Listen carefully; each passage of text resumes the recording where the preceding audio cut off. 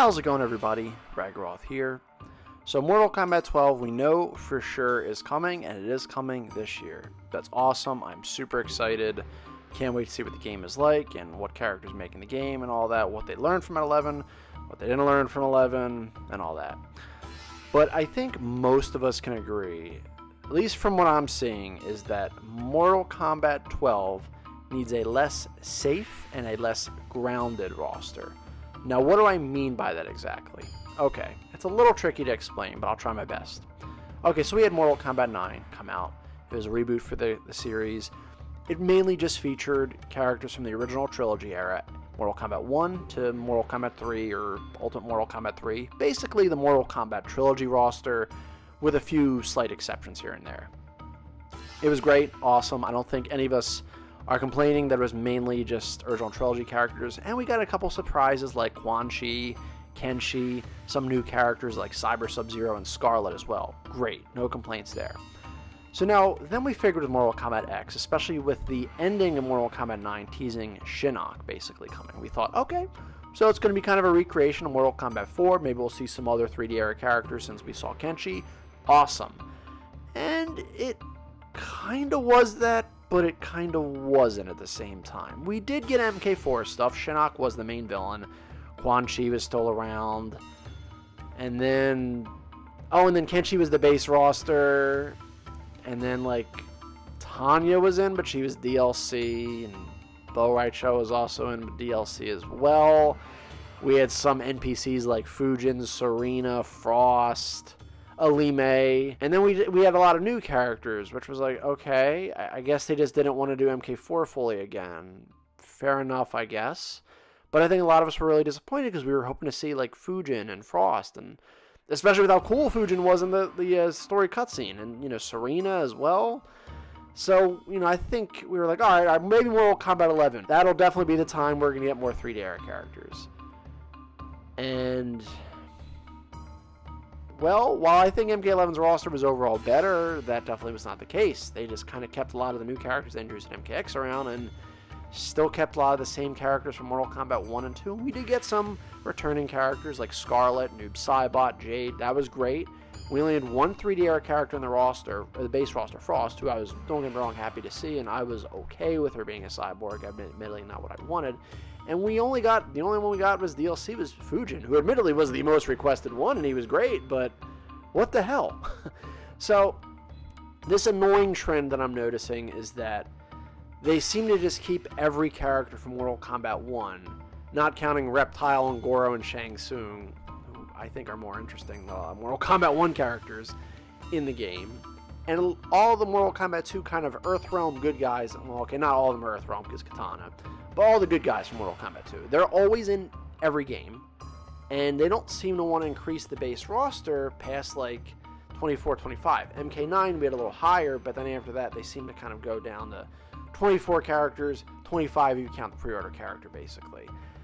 And it's just, I think, it's just very confusing because Mortal Kombat has a lot of characters, a lot to choose from, but they're so afraid of cycling out a few of them.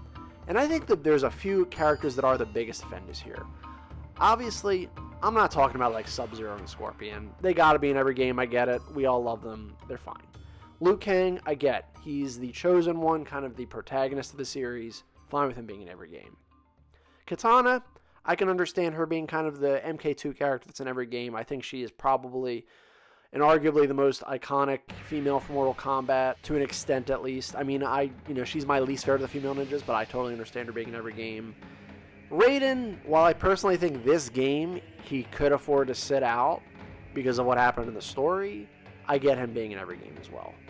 Johnny Cage, while I personally never really play as him, I understand why he's in every game. He brings a lot of personality and humor to the game, kind of a more human perspective of everything that's going on in the series. I think the really big offenders are Sonya, Kano, and while I think kind of all the MKX characters that were in MK11 could afford to sit out this game, the biggest offender out of them is Jackie Briggs. I also hesitate to say Jax as well. Now, the reason why I hesitate with Jax is because I've seen a lot of people kind of bring up the point that, oh, Jax is the grappler character. We gotta have the grappler character. okay, fair enough, I guess. And I do think Jax has, I think his personality, he has a lot more personality. He's funny. And he has a lot more nicer story moments in the story. I can at least afford, I can at least let that slide. I still think he can afford to sit out a game. I'm sure there's another character we can think of that could be a grappler. I don't think it's the end of the world. Jackie Briggs, though, I'm just very confused why she returned from MKX. I'm pretty sure she was considered one of the least popular of the new characters. I kind of thought we all figured if only 2 combat kids were coming back, it would be Cassie and probably Takeda. But that was not the case. Takeda was nowhere to be found. Jackie was in the base roster. And I can respect them for wanting to try to give Jackie another shot and maybe taking a character that wasn't that well received and making them more well received. And they kind of accomplished that, but I don't think they realize there's a lot of characters we want them to do that with. So it's like, why are they only so hell-bent on doing with Jackie but not other characters? Now, Sonya and Kano. I'm sorry, I personally just always found Sonya incredibly boring. Just very boring, very plain. She just I don't know, she just doesn't add much to the MK for me, to be honest. I like Mortal Kombat. And maybe I'm in the minority here. I associate Mortal Kombat more with kind of mythical, kind of Asian mythology, that kind of culture, magic, demons, ninjas, things like that. And while I'm not saying every character is to be that, I think having Sonya be around all the time is just overkill. It's really just overkill. And I personally think if you want to have a kind of a staple female character, I personally think Kitana is the better choice. I think she's more popular. She adds a lot more to Mortal Kombat. I always see girls dressed as her at conventions. I hardly ever see women dressed as Sonya at conventions, for instance. I'm not saying that's the main thing to go off of, but I don't know. I feel like a lot of people are tired of Sonya as well. Maybe it's a small minority. I'm not. And then Kano. Oh my God, Kano. Like, I actually don't hate Kano. I do actually kind of like him, but it's very frustrating that of all the cool villains that are in Mortal Kombat, the one guy that gets to be in like every game is just a regular, like, okay, he's not regular, but he's like just a human scoundrel, like mercenary that just uses a knife and just pees everywhere, and I don't know, I don't understand how this guy keeps getting in every game. And I get it, they were in the original game, okay, but you know what? There were 2 games that did not feature Sonya and Kano. They were Mortal Kombat 2, which is considered one of the best games in the series, and Mortal Kombat Deception, which at least out of the 3D era games is considered one of the best among most people, at least that I've noticed. For me, it's a hard call between Deception and Armageddon. I think as a game, probably Deception is better. And both these games, at least critically, and I'd say at least financially, well, I don't want to say 100%, I'm pretty sure they were considered successes. And I don't remember hearing that many people that upset about Sonya and Kano not making the game. Hell, I think with Mortal Kombat Deception, I think it's worth bringing it up that, sure, I understand Deception introduced a lot of new characters that are incredibly forgettable, fair enough. But one of the big things on Mortal Kombat Deception's roster as to why people like it so much is that it brought back a lot of characters that have been missing a long time. Jade, Smoke, Sindel, Nightwolf, Ermac, Cabal. These are all characters that we hadn't seen since Mortal Kombat Trilogy. It was almost, I hesitate to say it was almost a decade since those characters were missing. All of those characters, I think they all became at least a little bit more popular from Deception, from being in Deception, what that game did for them.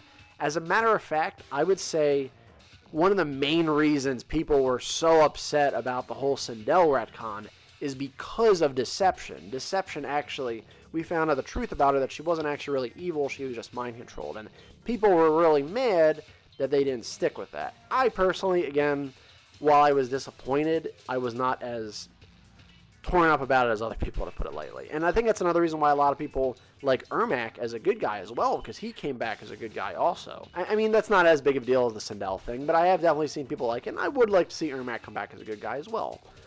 And yeah, I personally like a lot of those characters I didn't really care about, but Deception actually made me care about them. So I think, leading into my next point, I think Mortal Kombat 12 should be the Mortal Kombat Deception for characters that haven't been in the game in a long time, like Havoc, Serena, Reiko, Lee Mei, Onaga, characters like that. They'll probably all get a lot more praise and love from just getting a new coat of paint in a new game. And hey, it does happen to be 6 games later, just how Deception was the 6th game in the series as well. And again, Sonya and Kano were not in that game. They weren't even added in the Unchained version. And granted, I realize, and also Kano was missing in MK4, but I do realize that MK4 and Deception did have characters that had like Kano and or even Sonya's movesets. I mean, fair enough. I guess they were representing the game some way, but they were still missing, and nobody was... I don't think that many people were really heartbroken about it. Now, of course, I would say it's fine if they're in the base roster. And what would really help, if you have to absolutely keep them in the base roster, is if you made the base roster a bit bigger. At least back to 28 characters like MK9 had. Now, I get it. It's hard balancing. Games are a lot harder to make these days. Making all the characters unique. All that. Okay, fair enough. I get it. But that's why, again, if that's really that big of a deal, then that's why I think we should cycle out characters a bit more for characters we haven't seen in a bit. At the very least, I'm not even saying the characters I mentioned can't be in the game, but why not at least just push in a DLC? Like, NetherRealm Studios, for those that don't know, they kind of have these sort of strict rules. I don't know, rules are maybe a little bit of a dramatic word, but for DLC characters, basically if a character was DLC in a game, they can be DLC in the next game. They could be DLC in 2 games later, as Rain has proven in Mortal Kombat 9 for missing an MKX and in Mortal Kombat 11, but they can't be consistent DLC characters. So I just think that's ridiculous that we can't just push someone like Sonya or Kano to DLC, and if Fujin doesn't then make the base roster of MK11, then he's not going to be in the game at all. That's just utterly ridiculous, especially after Fujin was probably much more well-received than a character like Sonya was. I know a lot of people really didn't like Sonya in Mortal Kombat 11. I think it was mainly because of the whole Ronda Rousey thing. I didn't really care that much. It was still Sonya to me. And I will say, like, if you brought back Sonya and maybe you had her played by... I think the actress that played her in the original games, I think her name's Carrie Hoskins, and I know she still looks great. I think she'd love to play Sonya again. Or if you got the actress that played her in the first Mortal Kombat movie, Bridget Nielsen, I think she actually technically came back as the Mortal Kombat movie skin. If you want to have her come back, that would be cool. I think that would definitely help, but I'm still going to just see Sonya and be like, we could have had this character instead, or something like that. And obviously, I know we can't really do the Mortal Kombat movie with Kano, unfortunately, because the actor passed away way back when. But yeah, like, I just think, I probably didn't really explain what I meant by grounded, is that a lot of these characters are the more human, Earth realm kind of characters, less so the mystical, otherworldly characters. And I think we need more of those. I think it would just spice up the roster a lot more. The characters would stand out. And the game is made by NetherRealm Studios, not Earthrealm Studios or Outworld Studios. It's made by NetherRealm Studios. So why would you not have more characters from like the NetherRealm, like Serena, for instance, or even bring back Shinnok again, something like that, or even Astra. She's from the NetherRealm as well. I keep forgetting that. And I'm not saying we can't have any characters from Earthrealm or anything like that. No, I'm not saying that at all. And I know if you want, if you don't want to have Mortal Kombat just being mystical and, like a kung fu movie and all that, okay, fair enough. But, there's other characters that are kind of more sci-fi and technological than like the Special Forces characters. You have the Cyber Ninjas who were literally in Mortal Kombat 11 and weren't playable. You have Takeda, who is, for all intents and purposes, kind of a Cyber Ninja, just without like being a full robot. And like it or not, we have Frost now as well. So there's multiple characters we can pick that I'm pretty sure people would rather see than a lot of these Special Forces Earthrealm characters all the time. And I know Kano's not Special Forces. He's Black Dragon. I'm okay with a Black Dragon, but there's other members of the Black Dragon you could have represent that faction in Mortal Kombat. You don't need him all the time. I get he's the leader, but I still think there's ways you can have them involved and not him. Again, Mortal Kombat Deception had Cabal try to reform the Black Dragon. Kano was nowhere to be found. Like, boom, something like that. And we also not to harp on Kano too much, but Kano was killed in Mortal Kombat 11. Now I know it's like, oh well, it's Mortal Kombat, and the timeline is reset. He could easily just come back. Okay, fair enough, but remember, Mileena and Quan Chi were both killed in Mortal Kombat X.